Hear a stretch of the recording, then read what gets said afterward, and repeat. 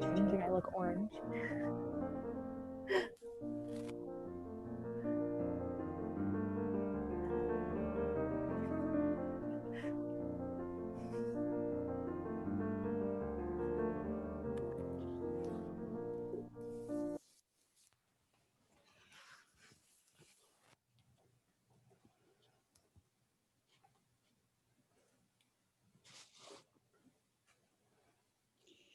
Good morning, everyone. My name is Barbara Cottrell, and I'm the Public Events Coordinator for the Seniors College Association of Nova Scotia. On behalf of the Seniors College, I'd like to welcome you all and thank you for joining us on this lovely, sunny winter's morning.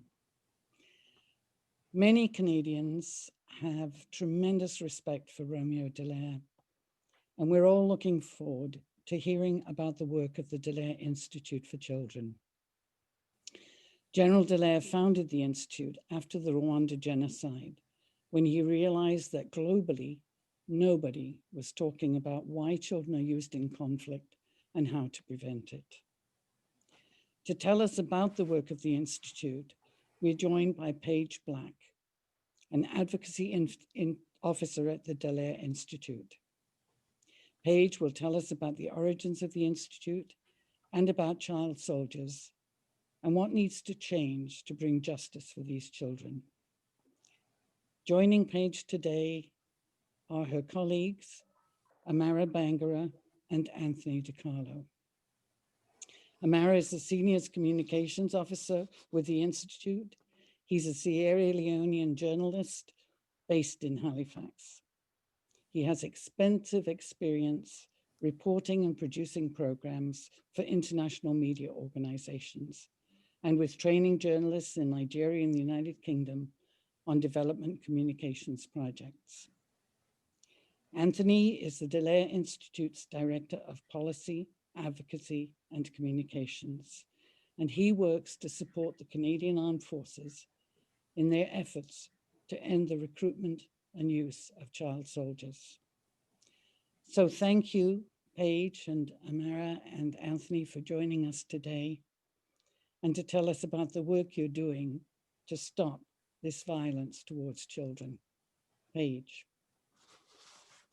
Lovely, thank you, Barbara. An excellent introduction. I feel like my first little bit isn't quite as needed, but I'll always skim over it in case there's anyone online who's not familiar with General Dallaire. So he led the United Nations Assistance Mission into Rwanda during the Rwandan Genocide. And this work really stemmed from his time there, seeing the international failure to respond, and realizing that so much of what was occurring was because people were using children to further their causes.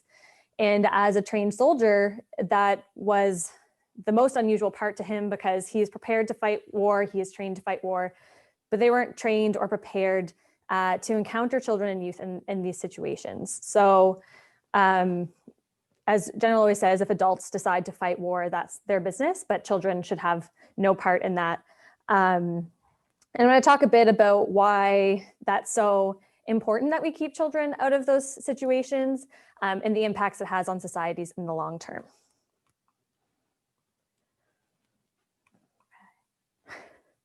Let's see if this will click through for me. There we go. So our mission is to prevent the recruitment and use of children. And our vision is a world where it's unthinkable that anyone would use children in violence. So that's what drives us every day. That's what we aim for. So the UN estimates that 250 million children are directly impacted by conflict for a multitude of reasons. COVID is only exacerbating the situation, unfortunately, and especially in the instances where children's education is disrupted. This just results in these children being more vulnerable to use by armed groups. When children aren't in school, if there's less happening. In some places, governments are using COVID to suppress rights of the people more because it's easy to say that they need to stay home and take that farther to limit their rights. So when people want to stand up for their rights, it makes it very easy for armed groups to take those who are vulnerable and convince them to join their cause. But for a multitude of reasons, as much as we encourage people to stand up for democracy and bettering their societies, we'll explain why violence is not going to be helpful, especially when it comes to youth, because it only perpetuates cycles and in the long term makes it harder for that society to improve in the ways that they want to. There we go. So just some of the basics about when we're talking about children and violence. When I used to talk to high school classes about child soldiers, we always ask them, when I say child soldier, what do you picture? And so frequently, because of Hollywood movies people have seen or what they see on the news, they usually picture a boy. They usually picture that boy somewhere in Africa, and they usually picture them holding an AK-47. But we're here to talk about how that is definitely one of the instances we are trying to prevent, but there are so many other ways in which children are used in conflict that are just as damaging and help perpetuate these cycles of violence. So even the child who's being used as a messenger by an armed group is at risk because they're in direct proximity to the conflict and can become, in legal terms, a legitimate target because they are in that space, and we don't want children in those environments ever. Children being used as spies. This is something we hear a fair amount from the field, children being used to kind of report on where they're seeing military groups and tell their armed group, again, puts them in close proximity. And then you have groups using children for things like porters and cooks, as bushwives, bodyguards, or even human shields or suicide bombers. So all of those things put children at risk and just perpetuate these cycles of violence, which make it harder for a society to lift itself up. Because we all know if our youth have the ability to improve and become our great leaders of tomorrow, then the whole society benefits. But when they're stuck in cycles of violence, similar to cycles of poverty, and the two often go hand in hand, it has repercussions for everyone. So cycles of violence are really important to our prevention efforts. Intervening at peacetime and continuing those efforts when there's further instability. Amara will talk about some great radio programming to talk about democracy and promoting violence prevention around elections to really try and keep what's been sustained in peacetime to prevent that cycle, which is one of my favorite parts of the work. So part of our efforts, and Anthony will likely speak to this a bit, is advocating for children to be included globally in all security agendas. So, when the UN is meeting about global security and conflicts, we don't want children to be left out of that conversation because so often we have solutions that focus on adults and don't take care of the children, and so then don't have the same positive long-term effects that they could have if we ensure that the children are growing up in a more stable environment, again, to become tomorrow's leaders.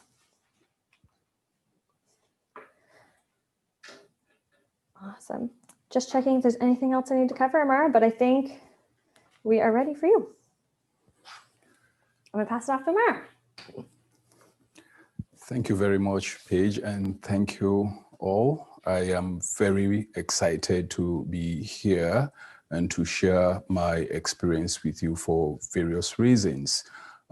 Most importantly, this is work that we do, and we respect the cause of this work for so much that it's always important to share knowledge, experience, about this organization and the importance of the work we do. Like I have been introduced already, I am Amara Bangura. I am from Sierra Leone, a small country in West Africa. Most times when I tell fellow Sierra Leoneans that I am in Halifax, it's easier to understand because of the significant history between Sierra Leone and Halifax. And for those of you, I'm sure many of you here know that a lot of Sierra Leoneans, or what we call them back home, the Nova Scotians, came from Halifax. That was during the days of the slave trade, and they have an entire community where they settled. And if you don't understand, this is why, primarily the reason why the city of Freetown, Sierra Leone, is called Freetown. It's because it's a city that it's home to most of the returnees or the slaves that returned to West Africa from Halifax. So being in Halifax for me, it's like returning back to home, right? I'd like to tell you a little bit about the conflict in Sierra Leone. It started in March 1991, and the first gunshots were fired on March 23rd. To date, you'd realize it's been quite a good number of years now. But the wounds or the scars left behind by the conflict are still very raw. And this is why organizations like this one that are working to end the use of child soldiers or to end conflict generally are quite important. Yeah. When the war started, most of us were very young at the time, and we didn't understand what was going on. And so there was most of other citizens, because this conflict was like a faraway thing, faraway removed from our communities. So it was all like a different experience, and you live through it, you learn as you move on with the conflict, or as the conflict continues.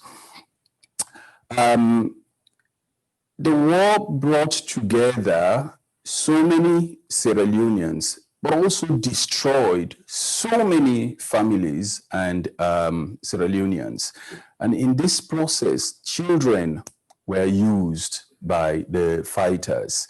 And when I say fighters, there were various fighting factions in the country. You have the government fighting forces, the government military personnel. Later on, because the military wasn't strong or wasn't capacitated enough to defeat the fighters, there were other local militia groups that were organized to help or support the military. You have the one group is called the Kamajors, another called the Bethis, we have the Tamaboros, all these local militia groups. Problem with that is they were all using children. Okay, so you see how children became the center of the conflict, because everybody uses children to win the war. And then came the ECOWAS or ECOMOG forces, which also creates an extra layer of challenge for children. They were not spared in the conflict. So it becomes a matter of you choose how to die, yeah, or you choose where to die. Children were involved in all of this. Years into the war, we decided, we were moved from our own hometown, which later became a base for most of the fighters. We moved to a buffer zone, kind of, which is somewhere central Sierra Leone. We decided to set up a radio station there, primarily because we wanted to reunite people. Families have moved from one location to another without knowing where some other family members were, but also to use it as a platform for government and fighters to sit together and start discussions about how to bring peace back to the country, given that the country had suffered so much. Okay, it was a challenging situation. It was a difficult situation because on one end, the government doesn't trust you, and another end, the fighters doesn't trust you either. So you have to try and strike a balance between the two or the other fighting forces. And it was challenging, but we tried and we did our level best until peace returned to the country. So we then move or change our strategies of communication, because at the point we said, okay, we set up this media house to broadcast for peace and development. But what happens after peace?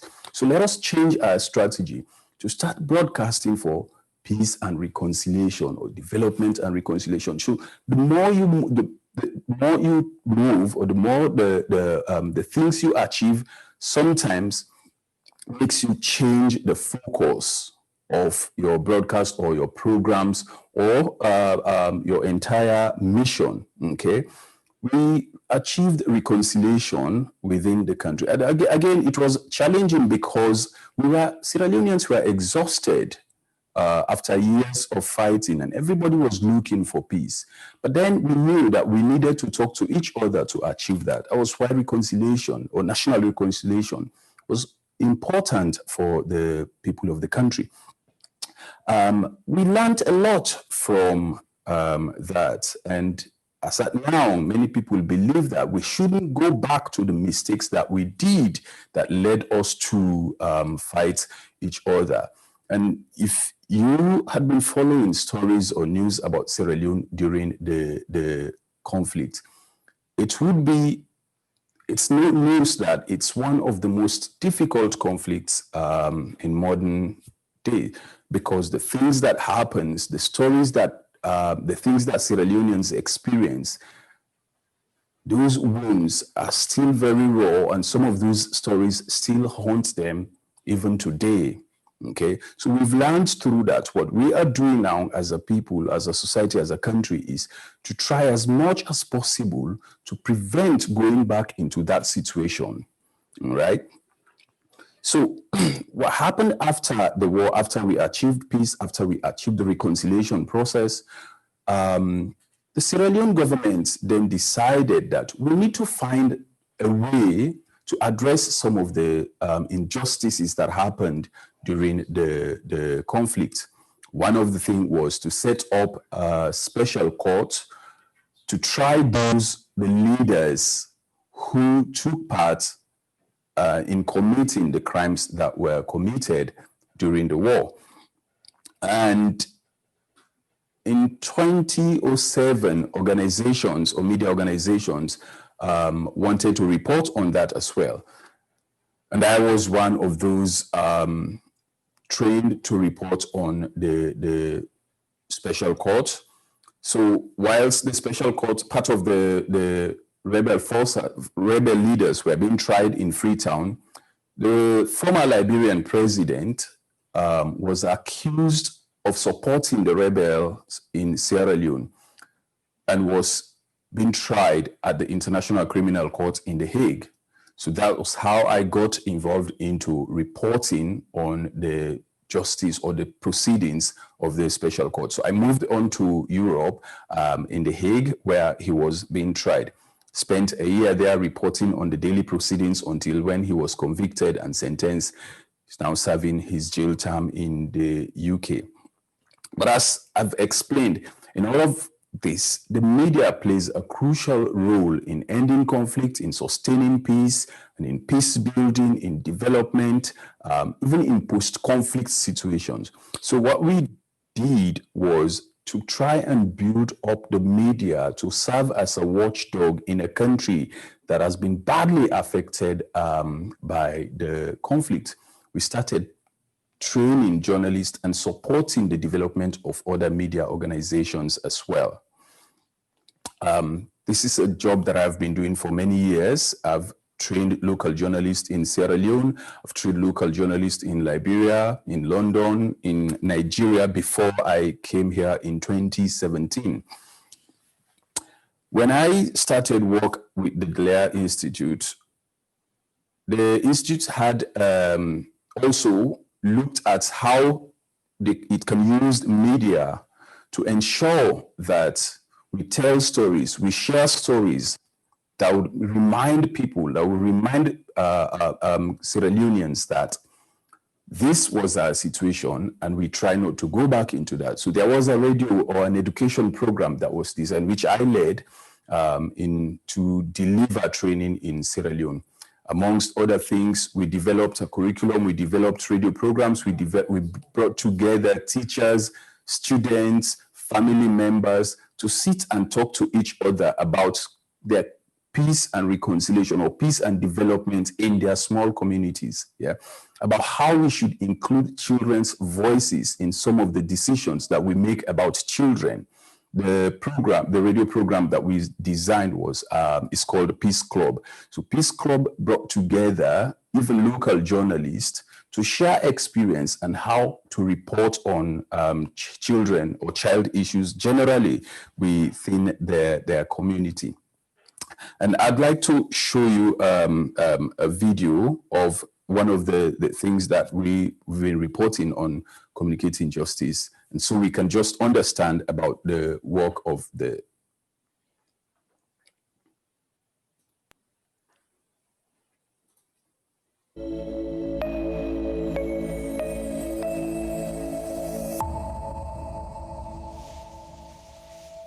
Children living in conflicts across the world are used to fight wars created by adults. They are recruited as child soldiers, often drugged and given guns to fight. They are used as porters, spies, and even sex slaves. Deprived of education and healthcare, and they are separated from their families. Many lose their lives, but those who survive live with the devastating long-term physical and psychological effects. We see wars that are being sustained by the use of children, and I cannot accept as a professional soldier, let alone as a father, that such a scenario can continue and not be abated by concrete actions in the field. For the people of Somalia, you cannot trust a small child because everything has already been used in the wrong way. Coming from Sierra Leone, I thought it was necessary for me to join the cause. Most of the kids in our country participated actively in the maiming, burning, killing of so many other people. It's not just a child protection organization or an NGO telling soldiers what to do. It's about combining those experiences to come up with the right mix of how do we approach this situation. And it's very practical. We want you to actually practice what those interactions would be before you face them in the field. At first, as a soldier, I see him as a combatant. He has a gun, I have a gun. If he doesn't kill me, it's either he kills me or I kill him. But after some insight here, I understand that that child is not there because of his own will. He's been coerced, or maybe he's been forced. Some of those that were rehabilitated, the lucky ones that went back to school, now they are doing better in society. And I've seen similar examples in Uganda and in Rwanda. So Somalia is no exception. Youth is the leaders of tomorrow. So if we prepare today the leaders of tomorrow, it can save the nation of Somalia, the African nation, and the rest of the world. The time has come for an innovative and holistic approach to ending the recruitment and use of children as weapons of war. The Romeo Dallaire Child Soldiers Initiative is putting children higher up on the international peace and security agenda by working with security sector actors and communities across the globe to protect the rights of society's most vulnerable, children.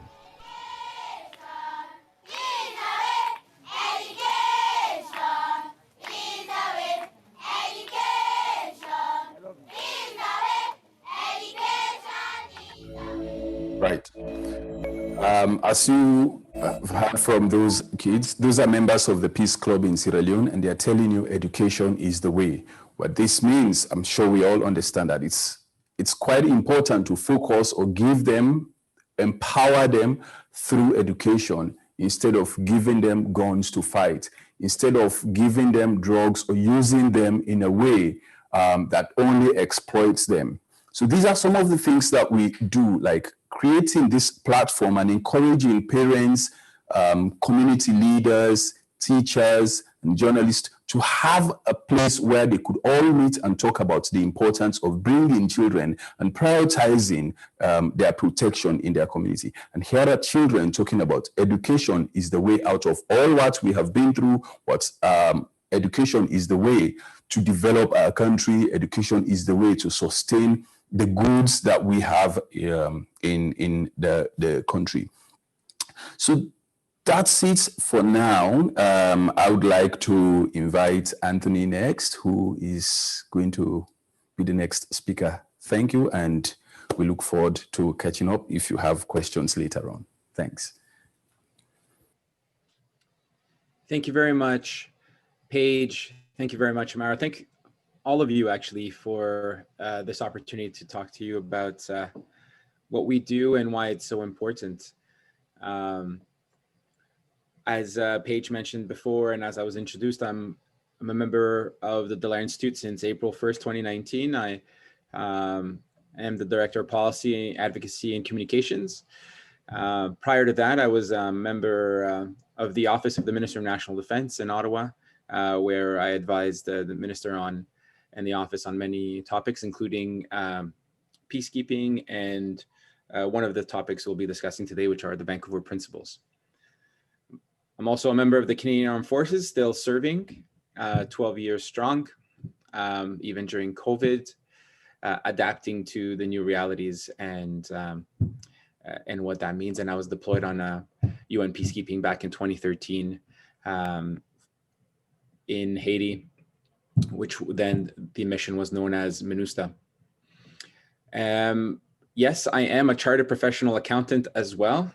So that is one of my passions that I went through in my life, one of my career paths, and I still hold strongly to it. So, so I'm taking this opportunity today to just speak a bit more about what we do and why it's so important for military personnel. Of course, we train not only military, but police individuals on how to interact with children, why that interaction is so important, and how, as a military personnel, it is crucial to do your part, our part, in preventing the recruitment and use of children and violence. If we go to the next slide, please. And so this issue, although, as you know, Amara mentioned, you know, we're talking about the potential, you know, the 30th anniversary of that conflict in Sierra Leone this year. But the recruitment and use of children is centuries old. It has happened for many, many years, but it has come to fruition mostly out of the Second World War, when we had the Geneva Conventions that were created and additional protocols. So international law started to put into place a framework, the legal framework, to protect different vulnerable populations within conflict specifically. And then that's where children were first, you know, identified as a vulnerable population that needed certain types of legislated protection internationally. Then we had something known as the Convention on the Rights of the Child in 1989 that really started to ingrain further rights for children under human rights law. And it was in the 90s, in mid-90s, where the world, through a report, basically Gresham Michel on children in armed conflict in 96, that we started realizing the violation and the severity of what the recruitment and use of children can actually do to a population, to the children themselves, and also to conflict. And that's when the UN started to pick up a bit more and place more attention on this matter, coming forward with United Nations Security Council resolutions in 1999, speaking specifically about the recruitment and use of children as soldiers, and that was, and I would say that was where the impetus began to start putting in the resources and the time and the oversight required and necessary in order to address the issue of children in armed conflict. This slide is up because from that time on, in 2005, the United Nations Security Council Resolution 1612 laid out what the 6 grave violations against children in armed conflict is. So they expanded beyond looking at just recruitment and use of children as soldiers, but identified these other 5 violations as possible violations that if an armed group or an armed force is seen to have committed, that they are can lead to charges of mass atrocities and crimes against humanity. And many have many famous cases that have gone to The Hague and other also national courts identify one or multiple of these violations as reasons why those individuals are being charged for their crimes as either head of their armed force or armed group at the time. And recruitment and use is frequently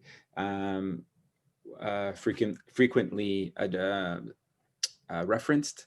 And of course, PAIGE did an excellent job of explaining what those multiple roles can be when you're recruiting and using children. So the other ones, just very quickly, as you can see, the killing and maiming of children is a grave violation. Sexual violence against children, attacks against schools or hospitals, denial of humanitarian access for children as well, and abduction of children. And all 6 of these are considered 6 grave violations. And annually, the United Nations puts out an annual report from the Secretary General on children in armed conflict. And there is a special representative of the Secretary General that is appointed and is seen to be the Secretary General's special advisor on this matter.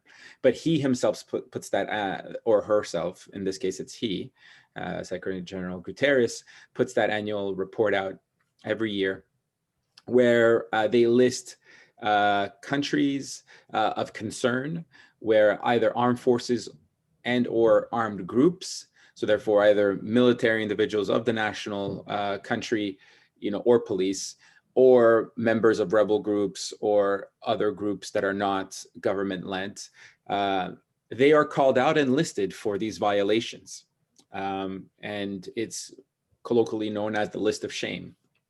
In order to persuade these individuals to no longer do these things, they shame them publicly. They put in action plans in collaboration with those countries that would like to no longer violate children's rights. And therefore the UN then puts resources and time and follow-ups and a monitoring system for these violations. So and that what occurs, and it's released every year. Of course, it's a very political document, and there are advantages and disadvantages on how it's currently going. And the Dallaire Institute is in the midst of an involvement in how to, at the highest levels, how to modify and update this report in order to better protect children. Next slide, please. And so kind of reference this a little here, but the Dallaire Institute, our mission is to progressively end the recruitment and use of children, and the vision is to, for one day for this to become unthinkable. And, unthinkable at that time, what we mean by unthinkable is like, let's say we speak about apartheid, the idea to have segregated communities and laws institutionalized, within a country like apartheid was, nowadays is unthinkable that such a thing can occur. A doctor smoking in a maternity ward, where once upon a time, I wouldn't say necessarily common practice, but practice nevertheless, is now unthinkable. And that's where we want to achieve and where we want to arrive when it comes to the recruitment and use of children. And that's exactly where we as the Dallaire Institute focus on. We focus on this area that is, we would call it niche, but as you can see is nevertheless a grave violation And we focus specifically on all elements on how to address that issue, specifically with the security sector actors. So therefore, military, police, corrections. And why do we do this? It's because we have said for so long that we have so many different pieces and so many different elements and individuals that are contributing to this issue. If we can, perfect. Like we mentioned, international law, child protection agencies, demobilization, disarmament, and reintegration is a system and a process where we are demobilizing soldiers, former soldiers or armed group members, removing their guns, reintegrating them within society. These are, especially specifically children, these are all great contributions, but no one was really discussing what is the military's role or the police's role in ensuring that we prevent the recruitment and use of children. And so this all comes back to our founder and Lieutenant General Romeo Dallaire's experience in saying that I was never trained to encounter children. I never knew what I needed to do or not do in order to further prevent the recruitment and use of children. What did I have to do as a military individual, as the head of a military component, to change my aspects, collect information differently? So therefore, this is why we exist, to provide the strategic complementarity with other individuals, other agencies, collaborate with them on what they're doing, and we're bringing this very unique piece that no one else in the world is doing, and that we are seen as global champions and leaders in this field. Next slide, please. And once again, referencing our founder, the General Dallaire, the main crux on why it's so important to address this issue from a military perspective. And of course, it's incredibly important to address it from a child's perspective, like Paige mentioned. If we want to break, and Amara's examples of real life case study, if we want to ensure that violence ends and the cyclical nature of violence comes to an end, we must stop using children as a weapon of war. By employing them as a weapon of war, we are guaranteeing a cyclical nature, as they will only know war and they will grow up to do what they've been taught to do. And by employing them as soldiers, they are not able to reintegrate within society. They are not able to get the education that they need in order to advance themselves, like Amara mentioned, to contribute back to society, and therefore are forced to go back to what they know and where they're accepted, and to carry that on. But from the military perspective, from a soldier's perspective, there is also a great need to address what we call the moral dilemma. And I'll read here, before going to a video, what the general himself has said. For soldiers with any sense of honor at all, fighting children offers a no-win situation. To be defeated by children would almost certainly bring death, derision, and disgrace, while to win would carry the taint of having killed mere children. And from a military perspective, this means so much to me and to a lot of my colleagues that have encountered children in conflict environments. And it means a lot to those military individuals that we go and train and advocate for the necessary training that is required in order to prepare our soldiers prior to their deployment, like we do for so many other things, for the potential encounter of children. And this is so important because the armed forces and the rebel groups and those that employ children know that not only are they able to bring momentarily an increase in numbers or capacity to their groups, but that they know that they also bring a psychological dynamic to the war. That just seeing a mere child on the other side of your sniper gun, or your ambush or your encounter, will make you hesitate and either underreact or overreact, or just plainly not react at all. And therefore you're putting yourself and your unit and others in danger if you don't react or underreact, And if you overreact, then the greater campaign in trying to win over communities and demonstrating that you are not the bad person and that you're trying to liberate them or free them from the oppression that they are seeing and occurring with those rebel groups, well, now you've just killed their children. And those groups will blame you for having done so. Before going further into this topic, I'd like to now turn to a video known as Checkpoint, and we will be using this video, and we have used this video as a training tool to many military and police forces around the world, as well as for our advocacy efforts.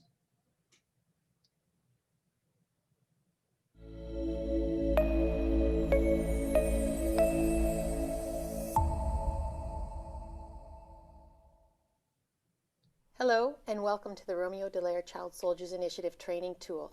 I'm Dr. Shelley Whitman, the Executive Director. I'm retired Lieutenant General Romeo Dallaire and the founder of the Romeo Dallaire Child Soldier Initiative. And I am Amara Bangura, Communications Officer with the Romeo Dallaire Child Soldiers Initiative. Not every child soldier carries a gun, but every child that is recruited into a belligerent force is a child soldier.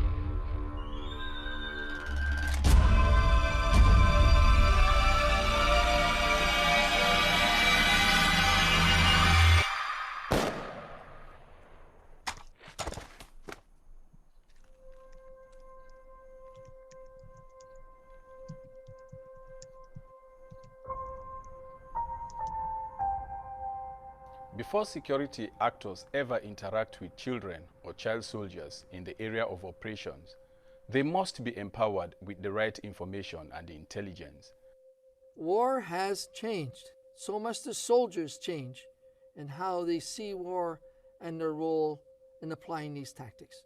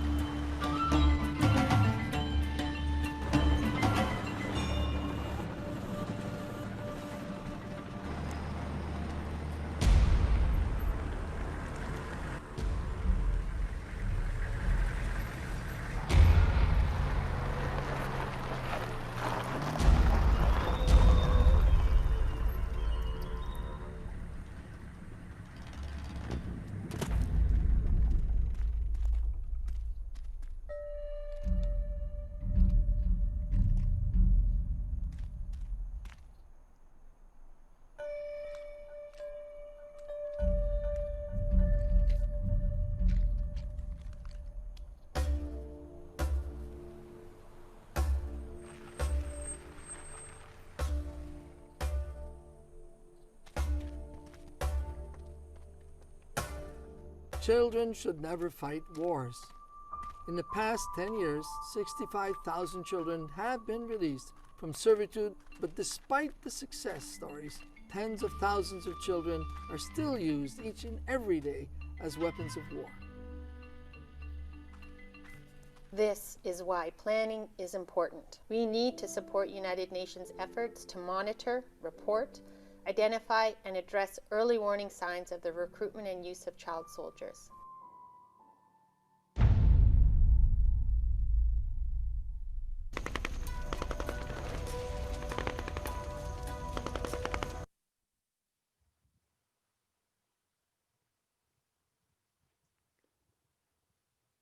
Thank you. We have another video, but it's just a demonstration of the types of tools that we use when we're training other military and police forces on some key things that they might be able to, that they will encounter or have encountered or in the past or will be encountering in their specific mission.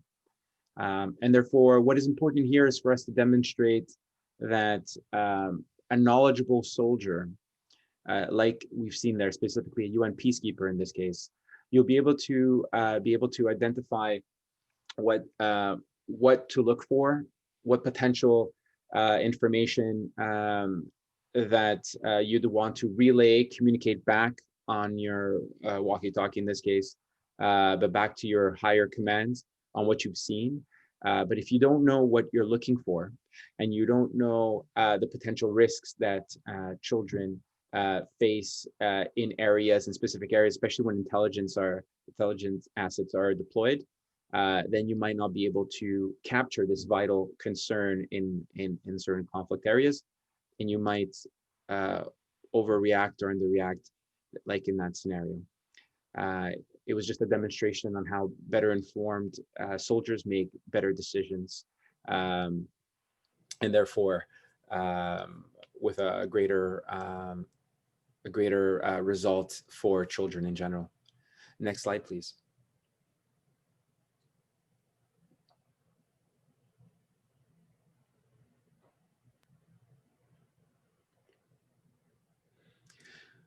With the reference of United Nations and peacekeeping, like I just did right now, and earlier on, I wanted to speak to you about a great, incredible contribution of the Dallaire Institute, as well as the Government of Canada, known as the Vancouver Principles. In full, the Vancouver Principles on Peacekeeping and the Prevention of the Recruitment and Use of Child Soldiers. And this, the Vancouver Principles were launched in November 2017, and it was co-drafted by the Dallaire Institute and the Government of Canada, like I mentioned. We are currently at 99 different countries that have endorsed the Vancouver Principles, which is basically a collection of 17 different principles of how to ensure the prevention of the recruitment and use of child soldiers, that one of those 6 grave violations by UN peacekeepers. And it builds off a lot of different other international policies and frameworks that were released and launched since those UN Security Council resolutions that I mentioned earlier. But it's definitely a great success, and one that we're so proud of have co-drafted and continue to champion around the world for its implementation. And it really, at the time, like was mentioned in my bio, I was working in the Office of the Minister of National Defense, and we were working on this. So I was on the other side, and we were working on this. We were working on the United Nations Peacekeeping Defense Ministerial, something that Barack Obama launched 2 years earlier, and the US had a summit for, and pushing for greater peacekeeping contributions from all members around the world. And then the Brits said that they were going to host the following year, and we hosted the year after that. And we were coming into that ministerial, and we wanted to make an impact on the world, and we did with this thanks to the help of the Dallaire Institute. And I'm saying this because I was there, and it was what drew my attention to the Dallaire Institute even further, and the work that they do. And then eventually I joined the team. I loved it so much, I stayed. And so some key principles mentioned here are prevention, early warning, peace processes. So there's so much to say about these principles and the work that we're doing around all of these, but you will see that everything that is mentioned in the Vancouver Principles are issues that that the Dallaire Institute has been working on for some time and leading globally on, specifically when it comes to the recruitment and use of children. Next slide, please. And building off the successes of the Vancouver Principles, you will also notice that perhaps our logo has changed from the different tools that have been put forward. We were known as the Romeo Dallaire Child Soldiers Initiative when we launched the Vancouver Principles in 2017. This past August is when we officially launched our new logo to represent our new status within Dalhousie University. That came about as of April of last year.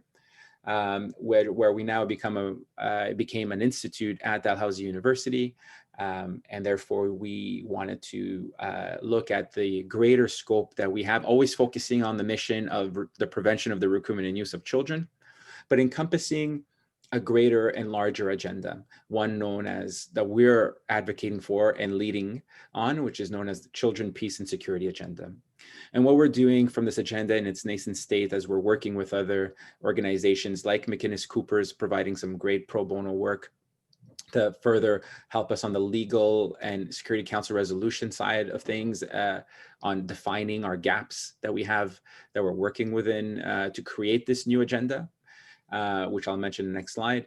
But we're working with some collaborating with other organizations in order to come together and work towards how to put forward this global agenda that addresses children and the issues of peace and security. And from our early research, what we have found that there are some areas, some policy gaps in what currently exists out there. And as you might imagine, from 1999 till now, there have been a slew of United Nations Security Council resolutions that have been put forward. There have been international principles that have been adopted by many countries, and therefore, but never in a comprehensive manner. And therefore, analyzing all these different instruments that are out there, there are some gaps. And one of our primary gaps that we've identified is the fact of is gender. And when we speak to children as a monolith, but the reality is that both boys and girls are recruited and used as children for gendered reasons in many cases. And in many cases, both will experience the same role or task, but in different ways. And therefore, understanding what those consequences are and how to incorporate them in a global peace and security agenda will be crucial. Also, the definition of a child internationally recognized is below the age of 18.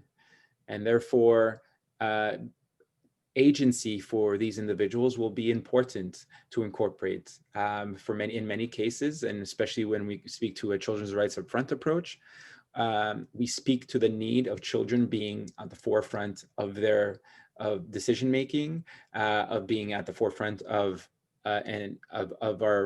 our thinking, of our priorities when it comes to our development work or humanitarian work or peace processes. And so that will be a crucial and important part incorporating in a global agenda. And then, of course, early warning. So ensuring that we have the indicators and the systems in place where we see prior to the conception of recruitment, that we see the early warning of possibilities of recruitment. And we're working on that with some great predictive models so that we can stop it early before it ever happening. And then on the other side of things, when children in justice systems, looking at how to quote unquote detain children in a way that you're not going to reinvigorate their need to be re-recruited or radicalized in this world. And so to break that cycle there. So we are looking at so many different levels and across the spectrum of how to create this children, peace and security agenda globally. Next slide, please. So thank you for your time. Paige, take it from here.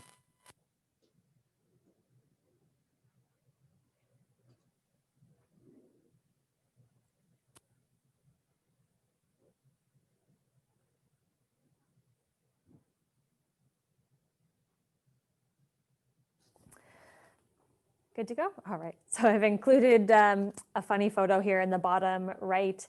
As Anthony mentioned, so he's was a part of our VTEX program where we train Canadian Forces veterans. It's actually where we first met. My first job here was coordinating that program the summer of 2018. And we go through simulations with those trainers, just like we do when we train abroad, of interactions with children, which of course we're not going to use actual children. So we all have name badges, the staff who are involved in supporting those simulations. So I was a child on this day, and one of the folks running the simulation just looked over at me and said, "Cry." They needed me to be upset. So this is a photo of me crying on cue in the corner here. Actually, that guy afterwards, was going through the simulation, but he turned to me really quickly and said, "Are you actually okay?" And I said, "Yes, you're fine, keep going." Because it was about how to handle a child being upset in that scenario. So it's just a cool example of some of the neat work we get to do to help people walk through things they might actually face in the field, and best practices for handling those situations. So thanks to my colleagues for finishing off talking about our work. There's a lot to cover. Of course, we haven't covered it all. But I wanted to polish this off by a question I get a lot when we talk about our work, is that it's so unique, and these kinds of fields are so unique. And so how do you get involved in something like this? And so I really enjoy talking with people about how they can try and find a rewarding job or end up in our field. We're always happy to have more people who make it their life's goal to protect children. So I'm just going to chat about that a little bit before we take a quick break and then come back for questions. Let's see if this will let me skip through. There we go. Great. So I always say that not everyone is going to decide that this is their career path and what they're going to do with all of their time. We still need doctors and nurses and firefighters and teachers and lots of other careers. So there's lots of ways to be involved, even if that is your path. There's lots of great things to read, which I would always be happy to send my reading list. That's how I initially got involved, that's how I initially learned of this issue, as I read General Dallaire's book, and then Ismail Bayez. He's an amazing UN advocate who's been involved with us before, who was a former child soldier. And he's now an amazing global advocate. His book is a fantastic way to learn about these kinds of issues. And there's lots more I would always suggest. Volunteering, always reaching out to organizations like ours, especially if you have a skill that you'd like to offer organizations. So I would say if you're an accountant and that's what you do, you can always volunteer skills like that to organizations that do things that you're passionate about. Raising awareness and promoting the work is really important.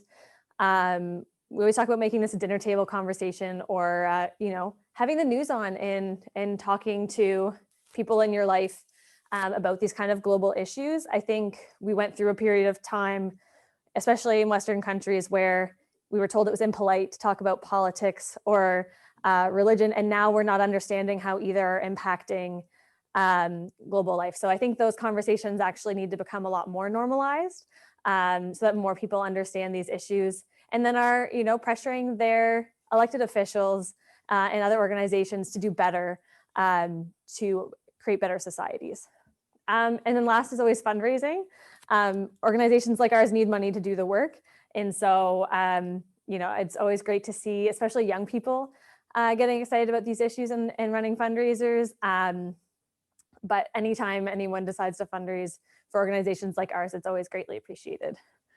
Now, if you want to talk about career, I always say that you don't need, an arts degree. I did international development. That did happen to be my path, but Amara's background is as a journalist, and Anthony is a chartered accountant in the military. And so there's lots of different paths that are needed to come together to make an organization like this work. And that's going to be the same of any nonprofit or global organization. So try not to pigeonhole yourself into what you think is the central focus of that organization. I always say it's important to figure out what you're good at, figure out what you're passionate about, and find a way to do both. Because that could be being the IT person. We have a global team. We're regularly connecting. We have an IT advisor on our team. And And in 2021, that's becoming more and more necessary to get this kind of work done. You know, you have event planning and fundraising that needs done. You need people with legal expertise. And then we have folks who do the research. So if academia is your passion, if you're in a university, really digging into these issues to understand better how we can continue to improve the work is also needed. So that's the best advice I've ever gotten, was to combine what you're passionate about and what you're good at. And so that's always my advice, but always happy to talk to people about specifically getting into this field. So we'll take a quick 5-minute break and come back for questions, if that's okay. And I'll leave it on the slide while we're gone.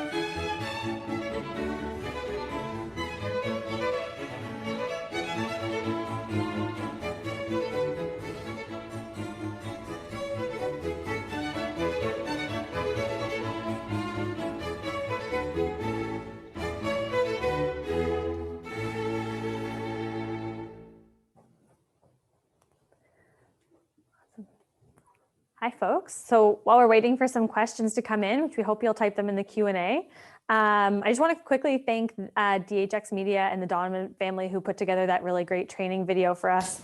It's an amazing tool that helps us show the impact our training can have, which got me thinking of one really great story I love to share. It came from our monitoring and evaluation team that had done interviews in the field. And we had a soldier who had deployed to Somalia before receiving our training, and then again afterwards. And her talking about the impact it had always really reminds me of the importance of the work and the impact it has, because she was saying how it just made her think and observe more where children were and about the impacts that could have. And on her second deployment, she started to notice that there was a child selling things at a table near their base, which seemed unusual because it wasn't where everyone else was selling. It wasn't a high traffic area. And then she discovered that it was a boy dressed as a girl selling things there to observe where the troops were coming and going, and to then report that back to the armed group that they had been with. So because the soldier noticed this, investigated, and reported to the relevant child protection agencies, that child was able to be removed from the armed group. We were able to get information on how that armed group was using children. So I just think it speaks really well to why it's so important that we train soldiers to understand what to see and what to think about. Awesome. Oh, I love being able to see this. This is great. So I see some questions coming in. This is great. I'll start with Fern. It's great. That's great to see. Fern says, have your people, soldiers or others, ever experienced an adult soldier come forward and ask for help in leaving his armed force? We haven't had adults talk about coming out of the group, but this does make me think of a situation that's in front of the International Criminal Court, where somebody who was brought into an armed group as a child then continued serving as an adult soldier. His name was Dominic Ongwen. And it speaks to the complicated nature because, you know, when someone turns 18, they're not simply going to say, oh, I shouldn't be doing this, put down their gun, walk away. They've learned to cope. This is the only thing they know. And so then Dominic Ongwen continued to be with that group that committed atrocities. And so it creates further problems because now we have to talk about accountability when Mr. Ongwen is past the age of 18. But I always question what kind of justice that is, because he did not have a choice in joining that group. No one as a child has a choice whether or not they do seemingly willingly join the group. So I like that question, Fern. Most of the time we have adult soldiers just really happy to have this additional perspective and these additional tools. We have had adult soldiers talk about how they themselves were child soldiers, but they're usually just passionate about how then things can be done better, and they can use the skills they have now to make sure that things are done better and children are removed from these places. So thank you. Somebody asked about the book I mentioned. That's Ishmael Beah. So Ishmael, B-E-A-H. He's Sierra Leonean as well. We've worked with him several times. He's really remarkable. The title of the book is A Long Way Gone. And I find he writes it like he's speaking to you, like it's a conversation. And so while it's very difficult topics, I find it an easy read because it feels like somebody is just sitting there and speaking to you. So it's a really great book that I would suggest. Awesome. How old or young are the children who are involved? This is everyone under 18. We have worked with someone who was a former child soldier when he was 6. I don't think that's the instance that we're hearing in most cases, but it is happening. And so we like to make sure that that focus is on everyone under 18 should not be there. But thank you for asking. Named child soldier. How can you help a child who was used as a soldier? What programs can help this child recover from such an experience? And Amara, if you want to join me, please do. That's a great question. And we get asked this a lot because it is a really important part of this. And this is why I talk about how a global approach is really necessary, because while we are working on prevention, it is really important that there is somebody working on rehabilitation, because these children can still have a future ahead of them, but they need support. They've gone through a lot of trauma. They need to be rehabilitated into their communities. So there are programs that do this. They're insufficient internationally. They need to incorporate gender a lot more. We hear of a lot of programs that don't adequately react to what especially girl child soldiers have dealt with. And so it can be done. It needs to be done better. And we have done research and always talk to our partners who do rehabilitation on how that continuously needs to be improved. But it's another thing that needs funded. And that lack of funding is a very big global issue. Not clear on how soldiers would diffuse a situation without being risking injury to themselves or their troops. Very good question. It is, of course, very difficult. And we do talk through a lot of strategies because we don't want people putting themselves at risk. But we talk to people about things to look for, behavioral. I won't pretend to be the expert. Anthony is the soldier, and unfortunately, he had to run to another meeting, so can't be here to take questions with us. But that is a question we get a lot early on from soldiers that we're training, kind of wondering how that is possible to overcome that issue. But again, it's usually prevention. It's looking at things sooner so that you don't end up in that situation, or it's not engaging when children are present because things are too hostile and too likely to go poorly. So usually it's finding another way to engage and not engaging with children with arms when avoidable. But again, not the soldier, so. Yeah, sure. I also just want to add that in most situations, children are used as shield, right? With the idea that when intervention forces see them, they will either retreat or back off. So that's another strategy of how they diffuse situations, because they know if we use these children, our opponent sees them, they will either back off because they don't want to use them as a target. That's another way. But also, not like you probably see in the video, not everybody is, not every child is a fighter that holds a gun, but they have different roles that they play. Some of them are spies. They live within these communities. They live with people, and once in a while they go and come back. And some of them are there to serve different functions. So they are known within the society and with the expectation that the society isn't going to necessarily harm them. I hope that helps. Yeah, I think that's a great addition, Amara, so thank you. So John asked, is the Institute active in Haiti, responding to gang warfare? So we're not active in Haiti, but that's a great question about where we are active. So we have offices in Juba, South Sudan, in Kigali, Rwanda. Rwanda being our African Center of Excellence. They're a great hub where lots of soldiers are trained. And Rwanda's been really active, especially because of the lessons they learned from the genocide, then trying to be very involved in the rest of Africa, especially East Africa, and making sure we do better. So they're a really great partner of ours. We don't have offices elsewhere, but we do end up training soldiers from other countries if they are training in Rwanda. And we're working at getting our doctrine further integrated with the UN. We've partnered with them several times. So that starts answering Pat's question. The UN also, we work with UNICEF in a couple places. I believe South Sudan, the partnership is pretty strong there. Yeah. Sure. That's really great. Now, Grace's question on interacting with the parents of children. I just have a small note on that, but I think Amara has some great details with radio clubs. Yeah. But we usually work with people who work with children. So of course that is parents. Mostly we of course work with soldiers and policymakers who can influence policy. But we do have some great community programming and do realize that need for peace building within the communities. So Amara? Yeah, sure.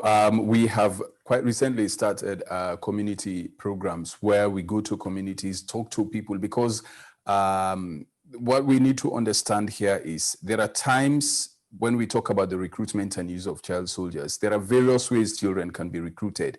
Sometimes they also go voluntarily. Sometimes they are offered by the communities for various reasons, which we probably don't have time to go through now.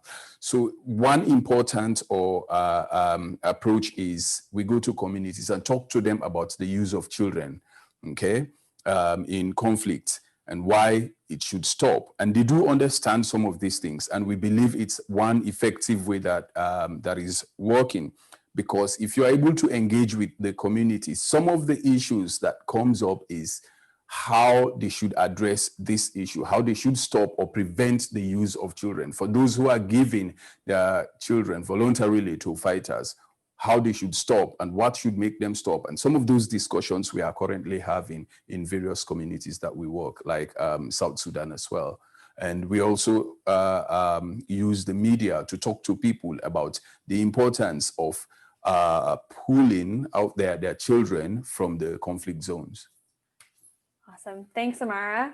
And I think that's a really great point to highlight that more approaches are needed. We don't just work with soldiers because we really acknowledge that a community approach is needed and that on its own will never address the issue fully. So one of my favorite aspects of our work is that we don't go places and walk in and say, you know, using children in conflict is bad, you shouldn't do it. We talk to people and ask them questions about why they're doing things the way they are, you know, and usually it's not simply a malicious thing. It's people trying to create better societies. And right now, the only way they know is conflict. And often when children are abundant, at the time, it seems like, you know, using the youth as part of your cause to make the country better seems like the best way to go. So we really talk through people the negative repercussions of that and how to really build the society they want based on lessons that we've learned from other nations like Sierra Leone.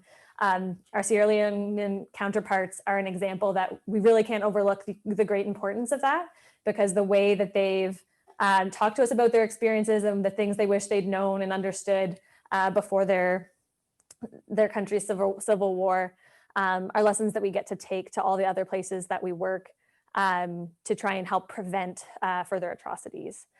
So thank you everyone for those really insightful questions. We really appreciate it. Is there anything in that chat, or shall I pass it to Barbara?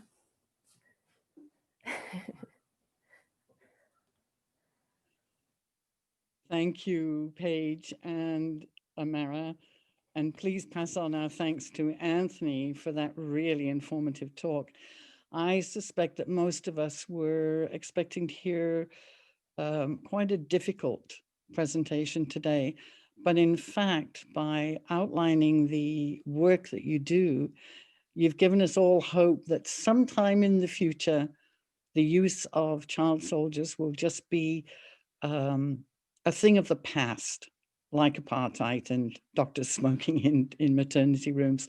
So thank you, thank you. It's been an amazing experience to listen to what you are doing.